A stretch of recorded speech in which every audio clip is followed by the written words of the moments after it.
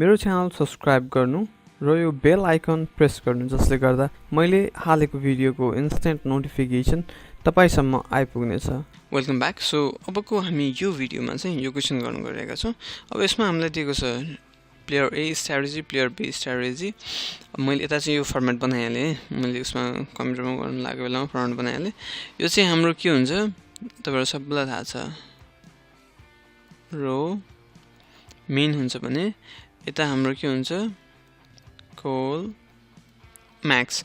अब हामी यो कोलम हेरौँ, यो कोलमबाट म्याक्सिमम भ्यालु कुन छ 40, योबाट पनि 40, योबाट we get 90 अनि योबाट we have 50। अब हेरौँ है, कोलमको काम सक्यो। अब हामी रो हेर्छौँ, रोमा यो सबैमा 40 छ, सो यो 40 भइहाल्यो।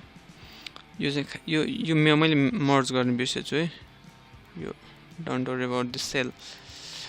अनि यसबाट हाम्रो मिनिमम भने पनि म्याक्सिमम भने 40 नै छ, सरी।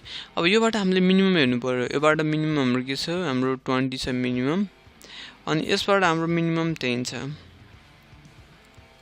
हो नि, होइन।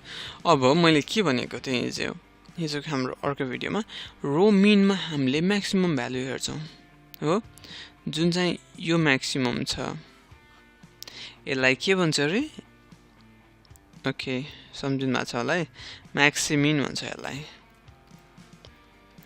त्यस्तै यो म्याक्सिमम भ्यालु छ, यो म्याक्सिमम भ्यालुको हामी के हेर्छौँ, मिनिमम भ्यालु हेर्छौँ।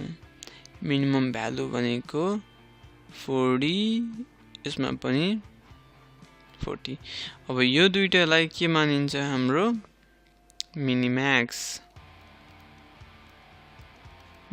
मान्यो है। अब यति भइसकेपछि यसमा के छ, हाम्रो मिनिम्याक्स इज इक्वल टु म्याक्सिमिन भयो हो, द्याट इज दुइटैको भ्यालु के छ 40 40। So the saddle point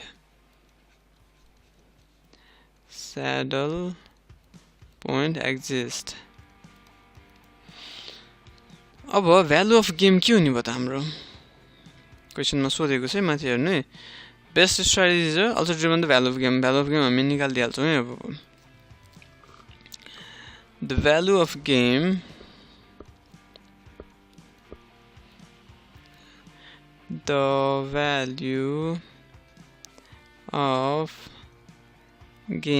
denoted by V is equal to 40। अब हामी के विचार गर्छौँ यसमा भन्दाखेरि, यसमा के भने determine the best strategy for player A. Now best STRATEGY best strategy for player A को लागि कुन स्ट्राटेजी ठिक हुने भयो त है। प्लेयर ए को लागि हाम्रो स्ट्राटेजी यो 40 मा छ नि, so A1 will be the best strategy for player A। A1 है, त्यसरी नै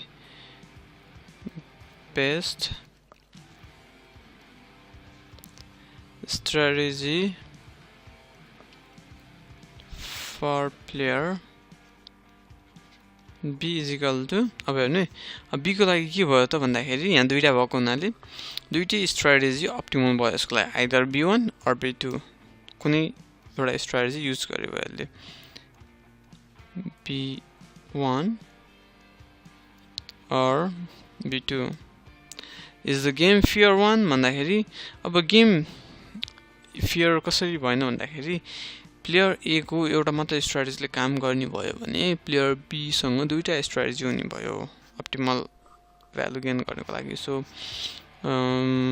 the game is not the fair 1 भनेर लेख्नु भयो हुन्छ। ओके, सो द्याट्स इट, यति हो, 5 मिनट लाग्दैन, you will get more than 5 marks. यो अलिकति यहाँ दुईटा मिनिम्याक्स आएको भएर मैले हिसाब गरिदिएको, नत्र भए अरू सबै सिमिलर, डजन्ट म्याटर। अब यसमा अलिकति फरक खालि अर्को म अर्को एउटा भिडियोमा गरिदिन्छु।